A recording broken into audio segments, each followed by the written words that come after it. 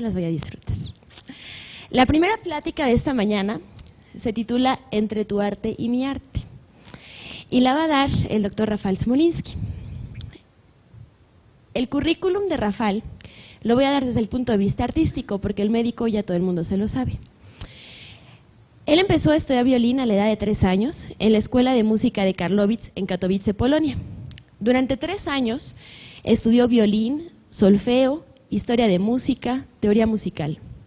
Después viaja a Bogotá, Colombia, donde entra al conservatorio y durante 1 año estudia toda la parte de la teoría musical.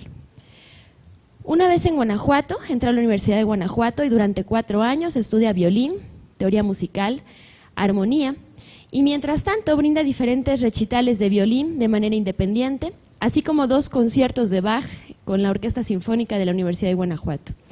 Es compositor y arreglista para obras de teatro, miembro de The Smolinski Music Company, tiene escritas 2 sinfonías para orquesta, 2 cuartetos de cuerdas, un quinteto, un ciclo de canciones para soprano y orquesta de cámara y varias canciones. En sus tiempos libres se dedica a la cirugía. Decía Goethe: si yo pinto mi perro exactamente como es, naturalmente tendré 2 perros, pero no tendré una obra de arte. Así que saber definir lo que es arte o lo que no es arte nos ha costado bastante trabajo a lo largo de la historia de la humanidad.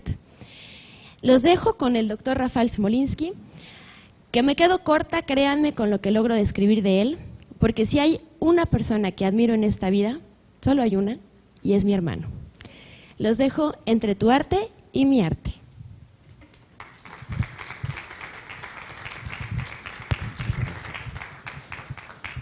Bueno, muy buenos días, me siento conmovido, a punto de las lagrimitas, pero muchas gracias por la invitación. Bueno, de antemano el título, pues yo creo que ya saben la respuesta: entre tu arte y mi arte. Yo prefiero pues lo más sano, ¿no? El día está planteado como pláticas entre historia y música, entonces creo que la plática tiene un poquito de las dos. Quiero hablar un poquito de la armonía. La armonía creo que es una de las partes más esenciales de la música, lo que hace a la música ser música y lo que le da su sentido estético. Pero bueno, corre tiempo. Me toca a mí, ¿verdad? Ok, bueno. Cuando uno se sienta frente a una partitura, sea la que sea, lo común es que haya una indicación de cómo debe de tocar uno. Casi siempre son tiempos indicados en italiano: allegro, allegro moderato, allegro vivace, lento, adagio, etc. Eso es lo común. Éric Satie, un compositor francés, escribía pequeñas piezas para piano y las indicaciones que dejaba eran parecidas a lo que aparece aquí. Por ejemplo, en la Gimnopédie número 3, la que dice pam, pam, pam, pam, pam, pam, pam, pam, pam, dice lento y doloroso.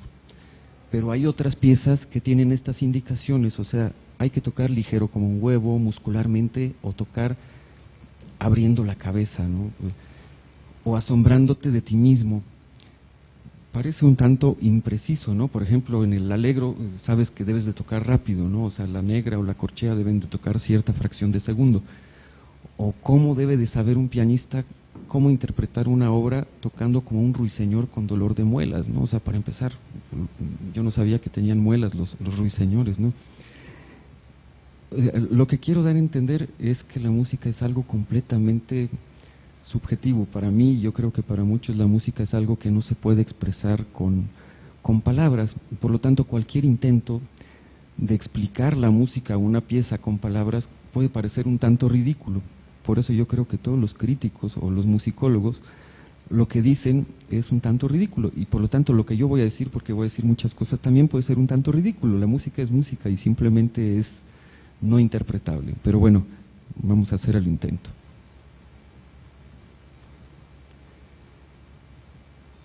Los principios de los tiempos. La música ha existido siempre. Lo de la derecha son intervalos. Un intervalo es la distancia entre 2 sonidos. Bueno, tendrán que acostumbrarse a mi melodiosa voz. Por ejemplo, una segunda es do, re, esto es una segunda, do, mi, esto es una tercera, y así sucesivamente. Los intervalos más bonitos, más puros, más limpios, son estos de aquí abajo, descritos hace mucho tiempo por Pitágoras. La cuarta hay 4 sonidos. La quinta es uno de los intervalos más bonitos que existen. Generalmente es el sonido de los cornos de caza.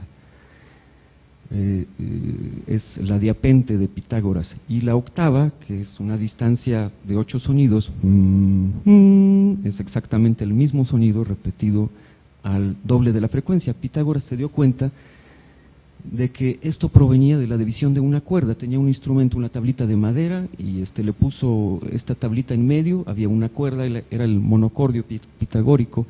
Se dio cuenta de que si lo dividía en 2 partes iguales, o sea, cada una de las 2 partes sonaba al doble de frecuencia, o sea, producía 8 sonidos más arriba que el sonido original. La relación cambiaba cuando ponía la tablita a 1/3 de distancia. Entonces, cuando la ponía a 1/3 de distancia, lo que obtenía era una quinta.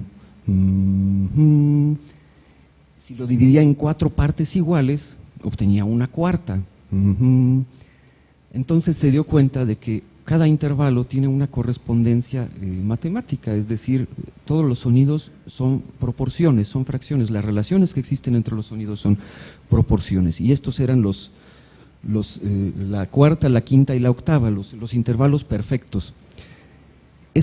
Tenía una gran importancia mística y religiosa para los pitagóricos, o sea, el número 1, 2, 3 y 4 tenían para Pitágoras las claves de todo el universo, de todo el cosmos. Las relaciones de las consonancias, que es como él llamó a estos intervalos, tenían una relación simple: 4/3, 3/2 para la cuarta, 3/2 para la quinta, 2/1 para la octava y 1/1 el unísono, o sea, el mismo sonido. Y esas eran pues sus razones. Se dio cuenta de que también si sumaba 1 más 2 más 3 más 4, obtenía el 10. El 10 era el número perfecto, era la unidad. Y lo representó mediante esta figura geométrica a la que llamó tetractis. La tetractis era la representación del todo, del cosmos. En realidad son 9 triángulos, con el 10º triángulo que forma la unidad, y está formado por los 10 puntos. Ustedes suman 1 más 2 más 3 más 4, siempre da pues 10, obviamente, ¿no? Entonces, para los pitagóricos, el 1 simbolizaba al demiurgo. El demiurgo era el creador, era la creación, la inteligencia. El 2 simbolizaba la relación entre el creador y lo creado. El 3, las diferentes formas de la vida humana, la vida terrestre, la vida celeste y la vida en el inframundo para los que se portan mal. Y los 4 elementos, fuego, aire, tierra, que forman el mundo natural. Bien, existe una clara relación entre lo que consideramos consonante y disonante. Esto puede ser algo muy subjetivo, ¿no? O sea, alguien puede decir, a mí todo me suena igual, pero definitivamente escuchar una quinta o una octava produce una sensación de placer, una sensación de paz interior, de reposo, mientras que escuchar una segunda menor, es el intervalo más pequeño que puede existir, produce una sensación de angustia. ¿Qué es una segunda menor? Acuérdense la película de Tiburón, el motivo de Tiburón es tun, tun, tun, tun, tun, tun, tun, tun, tun, tun, tun, tun. Eso es un semitono, es una segunda menor. Si tocamos esos 2 sonidos juntos, suena angustiante, suena feo. Entonces, existe una relación entre las fracciones y la subjetividad, pues, de la consonancia o de la disonancia. Podemos ver que entre más simple es la fracción, como por ejemplo en la octava, en la quinta, en la cuarta o en el unísono, más consonante es el intervalo. Los demás intervalos producen fracciones muy complejas. Bien, otra cosa que nos heredaron los griegos son los modos. El modo se refiere a la forma en que suena una escala. Una escala es una sucesión de sonidos, do, re, mi, fa, sol, la, si, do. Ahora, dependiendo de la forma en que organicemos los sonidos, podemos hacer que esta escala suene alegre, triste, tímida. Existen por lo menos todos esos modos en el mundo de los griegos, de los cuales, o sea, los que hemos heredado hasta nuestros tiempos, y que son los que se han convertido en la moderna teoría de la tonalidad, es el modo jónico y el eólico. El modo jónico es el modo mayor. ¿Qué significa que sea mayor o menor? Mayor significa simplemente que suena alegre. Do, re, mi, fa, sol, la, si, do. Ahora, ¿qué pasa si empezamos la escala pero en el la y guardamos la misma relación entre los intervalos? Do, re, mi, fa, sol, la, empezando en la, si, do, re, mi, fa, sol, la. Ah, qué bonita voz. No sé si se dieron cuenta, pero en el segundo caso la escala suena triste. ¿De qué depende que suene triste? Del tercer sonido. O sea, en el modo jónico, el tercer sonido guarda una relación de un tono completo entre el segundo, y en el eólico, el tercer sonido guarda un semitono, es decir, es un medio tono. Ese único tono, y a veces el penúltimo tono, dependiendo si la relación es de un tono o de medio tono con el siguiente, es lo que hace que suene alegre o que suene triste. Es el modo mayor o modo menor. Los griegos lo llamaban jónico o eólico. Bueno, lo que no comenté es que le atribuían también cierto carácter, o sea, existía la teoría de los 4 temperamentos, ¿no? Flemático, sanguíneo, melancólico. Obviamente el eólico correspondía a todo lo melancólico y el jónico a lo sanguíneo, lo alegre, lo fuerte. Bien, la música en la Edad Media guarda mucho de lo que se heredó de los pitagóricos. También hay mucha creencia en los números, sin embargo, en este caso el número predilecto es el número 3. Toda la música gira alrededor del número 3, el número 3 obviamente por la Santísima Trinidad, todo gira en torno a Dios. La música, su función es oficiar misa. Ese es el único papel. El papel hedonista de la música está prohibido, o sea, está prohibido gozar, hay que sufrir. Esa es la triste vida en los tiempos del medioevo. Boecio retoma un poquito de lo que dice Pitágoras en cuanto a las proporciones. De hecho, el concepto de música en la Edad Media se refiere un poquito más al concepto de proporción que al concepto de música como lo conocemos hoy en día. Boecio dice que hay una música mundana que se refiere a las proporciones que existen entre las cosas, la música humana, las proporciones entre las partes del cuerpo, la distancia entre los ojos, el tamaño de la nariz, etcétera, y la música propiamente instrumental, que es la música audible. San Agustín es tal vez el primer pensador que le confiere a la música un carácter hedonista, es decir, que la música puede servir para el placer, para disfrutar de la vida. Ahí están los Minnesänger, los juglares, los trovadores, que con sus canciones, o sea, llevan la música de pueblo en pueblo. Es la música alegre de la Edad Media. Todo lo demás gira en torno a este intervalo de terceras. Si ustedes escuchan los cantos gregorianos, es una forma de monodia. Ahorita vamos a ver qué es monodia. La melodía es plana, se le llama también canto plano o canto llano, gira alrededor del intervalo de tercera, es algo más o menos así.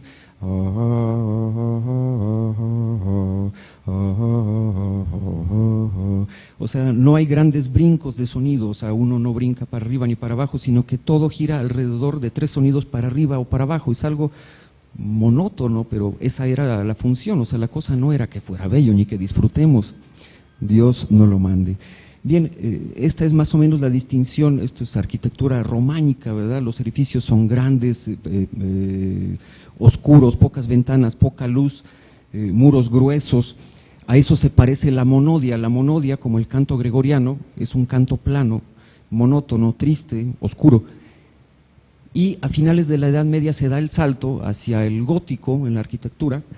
Todo tiende a crecer, todo tiende a subir hacia Dios, y ahí es donde nace la polifonía. Vamos a ver en qué consiste la diferencia. En la monodia, el conjunto de monjes o el coro cantan todos exactamente el mismo tema, o sea, todos, no hay variación en la melodía, no hay acompañamiento, todos cantan exactamente lo mismo. Después, con el ars nova, esto es el ars antigua, en los últimos años de la Edad Media pasan a la homofonía. Ahí sí existen por lo menos 3 voces, pero todos siguen cantando la misma melodía, pero a diferente intervalo. Por ejemplo, uno canta una línea basal, otro 4 notas más arriba y otros 4 notas más arriba, ¿no? Eso es homofonía.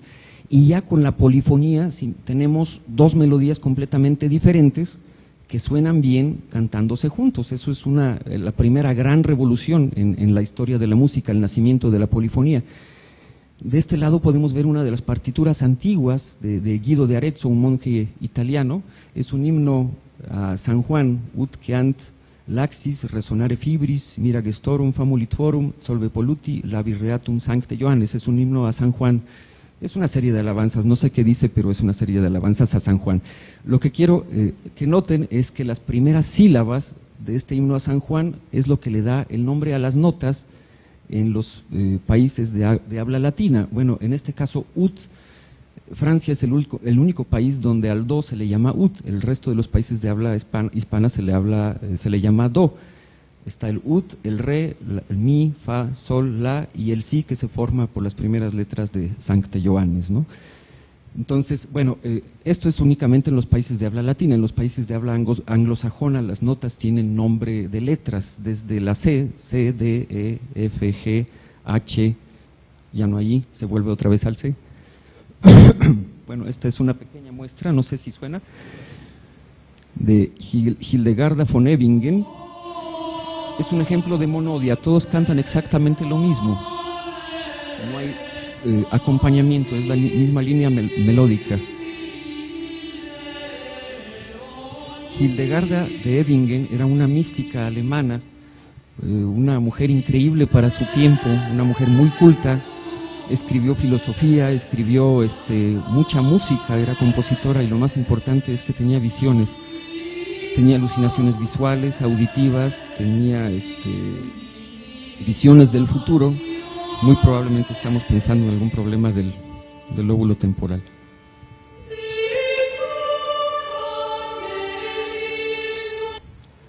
Bueno, el siguiente gran paso revolucionario en la historia de la música es el nacimiento de Johann Sebastian Bach.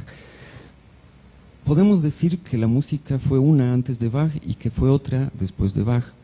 Podemos decir, sin temor a exagerar, que toda la música que tenemos hoy en día, todo el sistema tonal, desde las cumbias hasta las sinfonías, se deben al sistema tonal propuesto por Johann Sebastian Bach. Era uno de esos genios irrepetibles que no se han podido superar hasta el momento. Era un hombre simple, un hombre de familia, se casó 2 veces, tenía 21 hijos, trabajaba como organista en Weimar, en Alemania, se ganaba la vida arreglando pianos, dando clases, y en las noches pues tenía que componer porque era un genio. Y otras cosas también, pues si no, ¿de dónde salen los 21 hijos? Bien, espero no aburrirlos, voy a mencionar cosas breves de teoría, un poquito de bases de teoría musical. Todos los caminos llevan a la tónica. ¿Qué significa que una pieza esté en una cierta tonalidad? ¿Qué significa que esté en do mayor, en re menor, en sol bemol, que no sé qué? Ustedes pueden tener una escala, la que ustedes quieran. Esto es una escala simple que empieza en do y va a terminar aquí arriba en do. Es una escala de do mayor, ¿verdad? Ahora, ustedes pueden empezar la escala donde quieran, pueden empezarla en mi. Si va a empezar en mi, va a terminar en mi, y así sucesivamente hasta el infinito. Lo importante es el tratamiento que le vamos a dar a cada una de las notas de la escala. Empiecen donde empiecen la escala, el primer grado se va a llamar tónica, supertónica, mediante, subdominante, dominante, superdominante, y la séptima pues es la sensible. Le pusieron sensible porque es como si no estuviera cómoda consigo misma y desea llegar a la tónica. Es el si, do, bueno, ya, llegó al do, ya está feliz. Entonces, todos los grados de la escala tienen esos nombres, ¿verdad? Entonces, si una pieza está en re mayor, lo mayor significa que muy probablemente va a sonar alegre, y lo de que está en re, o sea, que muy probablemente empieza en re y que va a terminar en re, no siempre, pero gira toda la modulación melódica en torno al re, es decir, re va a ser la tónica. Un ejemplo, estrellita, ¿dónde estás? Quiero verte, ti. ¿Qué sigue? Exactamente, es algo natural, o sea, todo el oído exige que las cosas regresen a la tónica, ¿no? Es un ejemplo muy simple.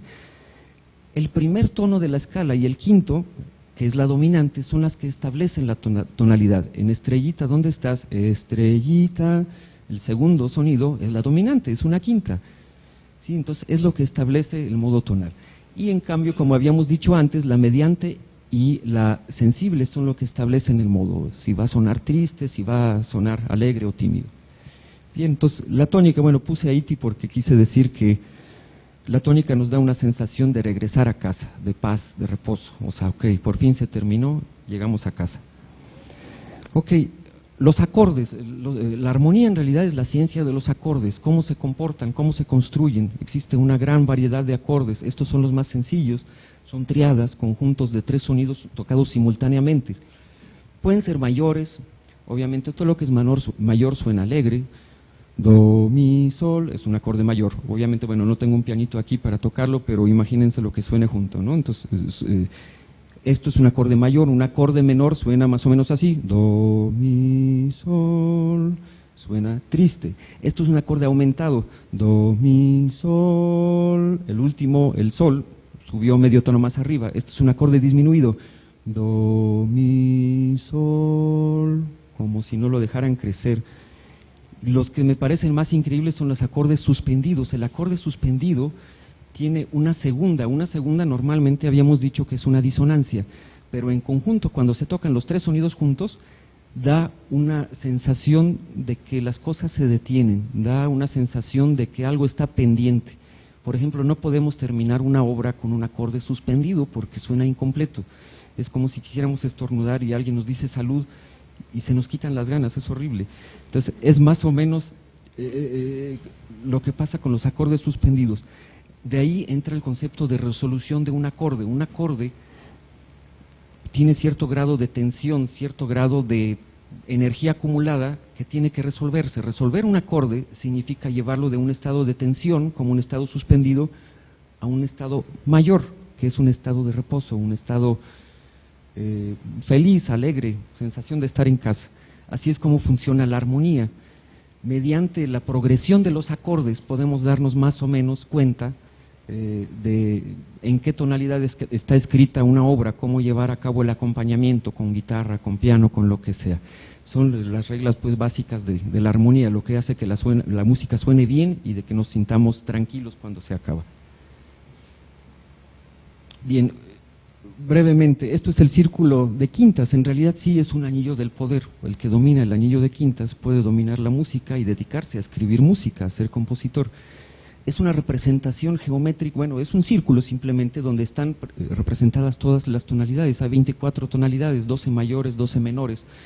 Más o menos, para darnos una idea, esto es un conjunto de escalas mayores. Este es el patrón que llevan en cuanto a intervalos entre los sonidos, todas las escalas mayores. Un tono, otro tono, medio tono y así sucesivamente. Habíamos dicho, la escala de do mayor, do, re, mi, fa, sol, la, si, do, no tiene alteraciones, es la escala más simple que existe. Ahora, vamos 5 tonos para arriba, 1, 2, 3, 4, 5. La siguiente escala, por lo tanto, va a ser sol mayor. Aquí está. Sol, la, si, do, re, mi, fa, sol. ¿Qué tal?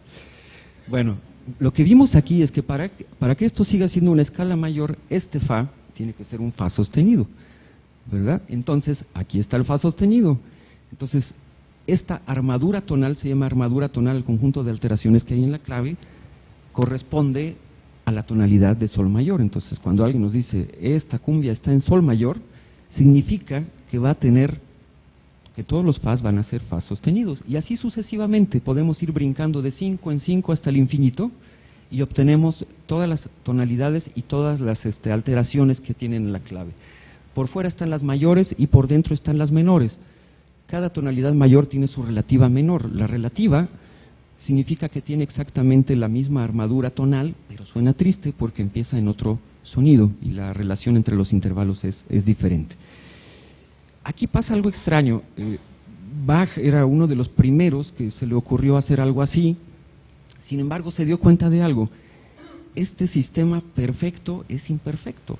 Bach se dedicaba a afinar pianos, clavicordios en ese tiempo, los pianos apenas estaban en formación. Entonces, el piano lo afinaba en quintas, de 5 en 5, porque era un intervalo fácil de identificar al oído, no había instrumentos, no había tecnología para afinar un piano. Entonces, la quinta era fácil de identificar. Entonces, se dio cuenta de que el círculo no se cierra. Esto es algo que no tiene explicación.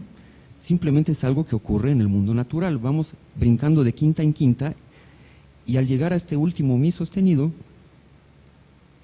y subir una quinta más arriba, nos damos cuenta de que llegamos a un si sostenido y no llegamos al do.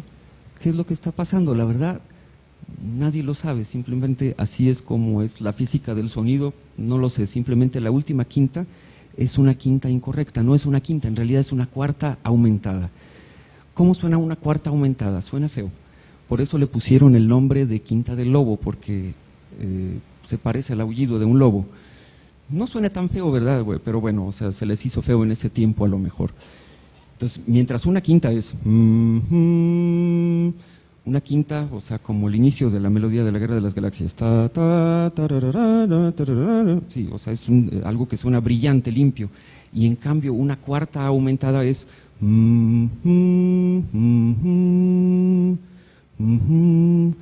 perdón, esa es una cuarta aumentada, tará, tará, tará. Sí, o sea, produce una sensación como de desagrado. Entonces, en realidad, la quinta del lobo, que es una cuarta aumentada, se dieron cuenta que está formada por 3 tonos. En la escala natural es la distancia entre el fa y el si. O sea, entre el fa y el sol hay un tono, y el sol, la, hay otro tono, y así sucesivamente. Son 3 tonos. Incluso en tiempos de Bach, se pensó que el responsable de esto era el diablo. De hecho, al tritono, al intervalo de 3 tonos completos, se le llamó al diabolus in musica, la presencia del diablo en la música, y durante mucho tiempo fue prohibido utilizar el tritono como un intervalo maléfico.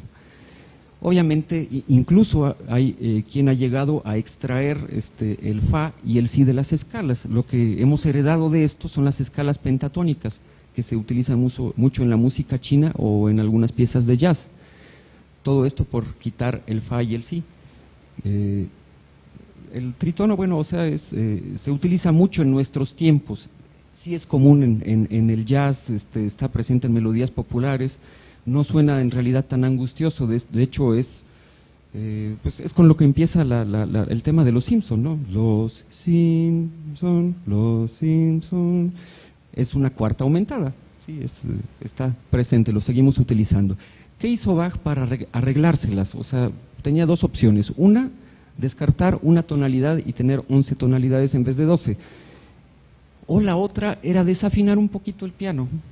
Entonces, eso fue lo que hizo, era una solución práctica. En vez de dejar quintas perfectas, si la última quinta no alcanza a llegar hasta el do, entonces vamos a hacer las quintas un poquito más grandes. Entonces, pues ahí le arregló, le movió la clavija y dejó las quintas un poquito aumentadas para que se alcanzara a completar el círculo. Él le llamó a eso temperamento. Sí, entonces, en realidad, el sistema de afinación que utilizamos hasta nuestros días es el sistema temperado de Bach. Entonces, el sistema temperado en realidad está un poquito desafinado, pero o sea, nuestro oído se ha acostumbrado a lo largo del tiempo a escuchar que esto es lo afinado, esto es lo que se oye correcto, pero en realidad son quintas un poquito aumentadas. Entonces, de hecho, hay una obra de Bach, una serie de 24 preludios y fugas escritos en todas las tonalidades existentes, que se llama el clave bien temperado. Sí, el primero es el etc. Bueno. Ay, caray. Bueno, brevemente, otra de las cosas con las que contribuyó Bach fue al desarrollo del contrapunto. El contrapunto es el arte de hacer sonar 2 melodías simultáneamente diferentes y que suenen bien en conjunto. 2 formas de hacerlo, una es el canon y otra es la fuga. Bach era experto en eso y creo que hasta ahorita nadie lo ha superado. Un canon es, por ejemplo, Martiñillo, Martiñillo, Martiñillo, ¿dónde estás? ¿Dónde estás? Bueno, en el ¿dónde estás? Entra la segunda voz que empieza otra vez con Martiñillo y así sucesivamente hasta el infinito. Lo increíble de esto es que suena bien junto, no importa cuántas voces le agregues. La diferencia con una fuga es que en la segunda voz entra 4 o 5 tonos más arriba y el desarrollo es un poquito más libre. Por ejemplo, aquí en el arte de la fuga,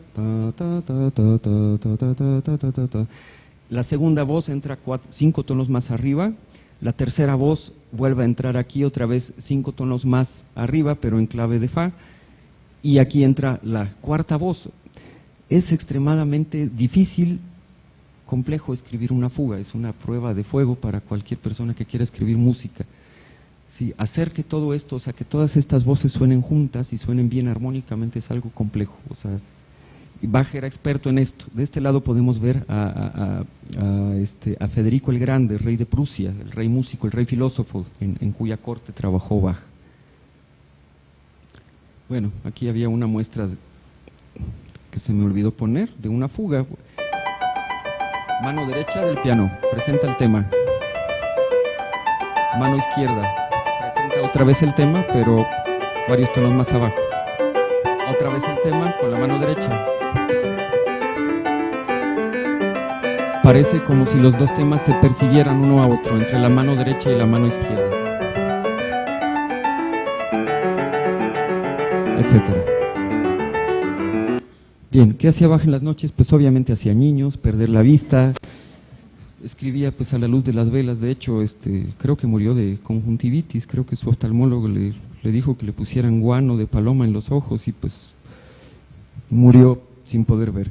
Agotó las posibilidades de la composición. Cuando Bach agarraba un instrumento, violín, cello, lo que sea, agotaba todas las posibilidades tímbricas y técnicas para escribir para él. Ahí están las suites para cello, las sonatas y partitas para violín solo, las 4 suites orquestales, o sea, no dejaba límite. Y creaba artificios músico-matemáticos como este. Esto es algo increíble que la verdad no sé cómo a alguien se le pudo haber ocurrido. Lo hizo en dedicación al rey, a Federico el Grande. Era un rey músico, le propuso a Bach un tema que suena medio extraño,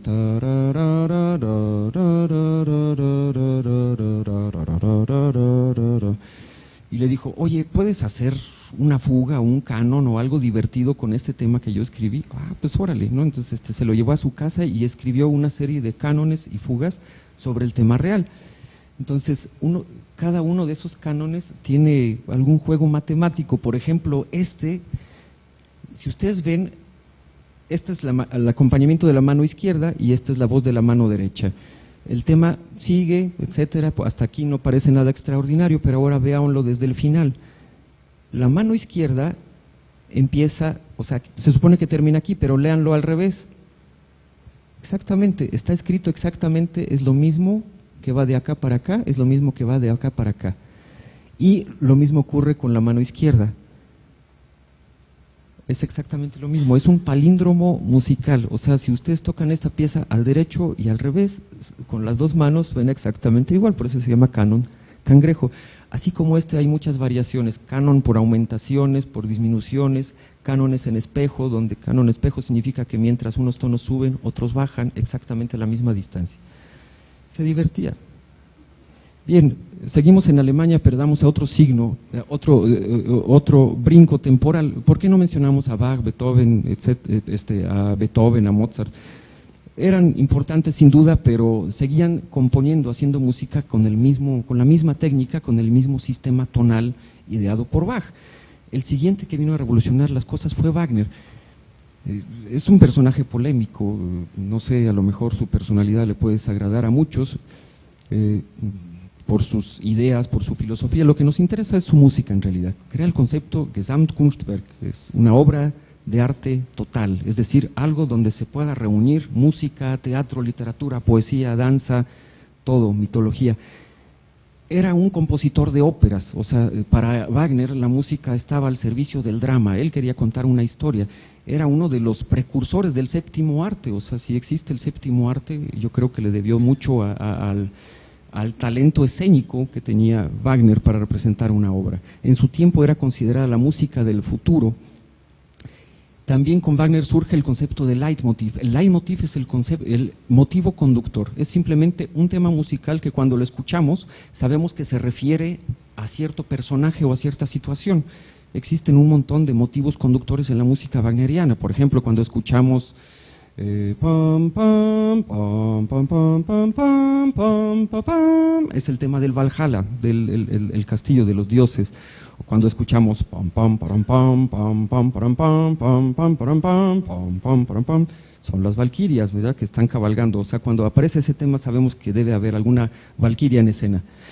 La música de Wagner es ambas cosas, es grande y grandiosa, grande por la extensión de sus obras, o sea, sus óperas, una representación dura entre 3 y 4 horas de música continua, grande en cuanto a los recursos que se requieren, una enorme orquesta con la artillería pesada de la orquesta requerida. Artillería pesada me refiero a todos los metales, tubas, trombones, trompetas en gran escala. Es música que suena muy fuerte, es muy poderosa y es grandiosa en cuanto a su carácter, es música heroica, es música perturbadora para el espíritu. O sea, yo creo que Wagner era megalomaníaco sin lugar a dudas. No sé si sea cierto, pero es mi hipótesis. Bien, o sea, Wagner decidió que para hacer su música, para crear su obra, tenía que basarse en la mitología germánica, no solo de Alemania, sino de todos los países nórdicos, los sagas, los edas, las leyendas artúricas, la búsqueda del Santo Grial. De las cosas que más increíbles parecen es haber escrito una tetralogía, o sea, una serie de 4 óperas que escribió desde que era joven hasta que ya era viejito y no se cansó de hacerlo, que trataba sobre la leyenda de los Nibelungos, el cantar de los Nibelungos. Una obra que inspiró a muchos, entre ellos Tolkien, a hacer el Señor de los Anillos. O sea, tiene muchos elementos en común con el cantar de los Nibelungos. Hay un anillo perdido, extraviado, hay un héroe que lo busca, que es Sigfrido, hay una historia de amor entre Sigfrido y una valquiria, que es Brunhilda. Lo difícil era imaginar cómo podías representar algo así en el escenario. Era fácil pensarlo, ¿no? Pero, o sea, por ejemplo, cómo representar el principio del tercer acto de la Valquiria, la segunda ópera. Es un día tormentoso, el cielo está nublado y de repente desde lo lejos podemos ver a 4 valquirias cabalgando encima de sus corceles, encima de las nubes. Se dirigen rumbo al próximo campo de batalla para decidir quién vive, quién muere, y recoger los cuerpos de los caídos y llevárselos al Valhalla, para que ahí pudieran tener una rica cena y una noche de sexo, con todo pagado.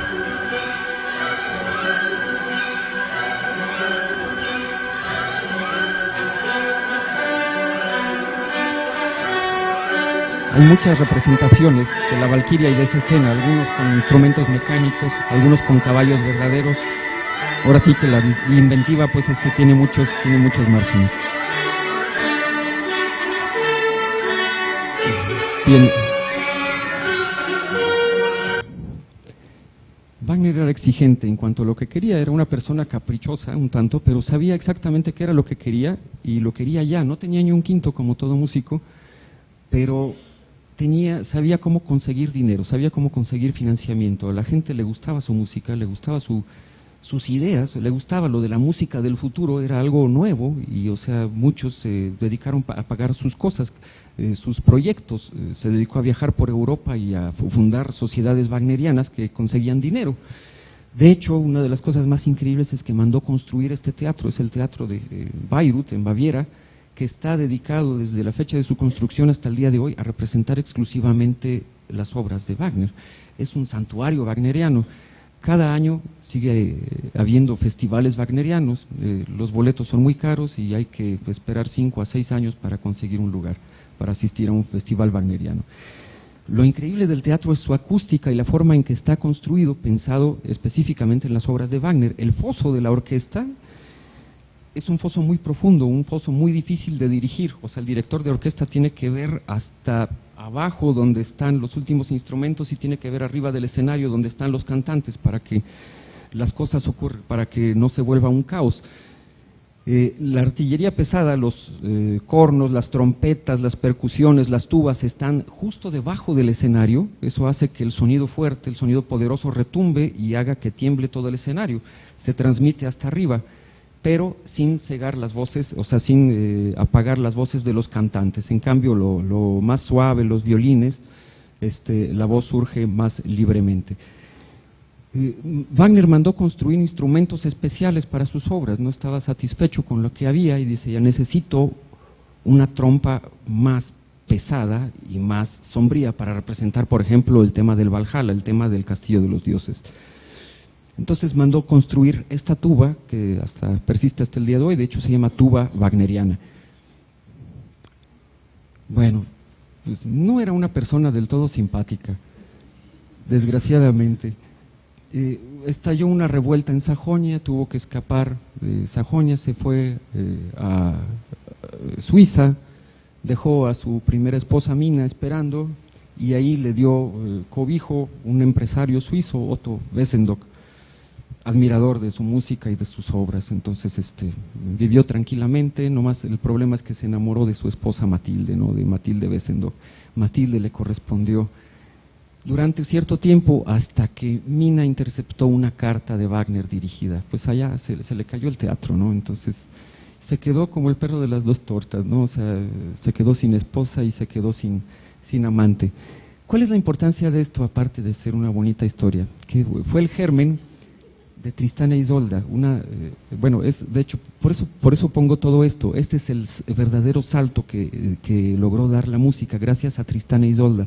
Uno pensaría que es el Anillo de los Nibelungos, que es Tannhäuser, otras óperas, pero Tristán e Isolda es lo que llega a dar el paso hacia la música del siglo XX. Es decir, el deseo frustrado, el amor no consumado por Matilde, la única presa que se le logró ir viva, es lo que originó toda una ópera en la cual Wagner plantea esta idea, el eterno deseo insatisfecho, la historia de amor de los amantes que no logran encontrarse, que no logran satisfacer su amor hasta el momento en el que mueren. Entonces, una de las cosas que salta más a la vista es este acorde. Toda la ópera es una ópera que dura 3 o 4 horas, empieza con estos 3 compases.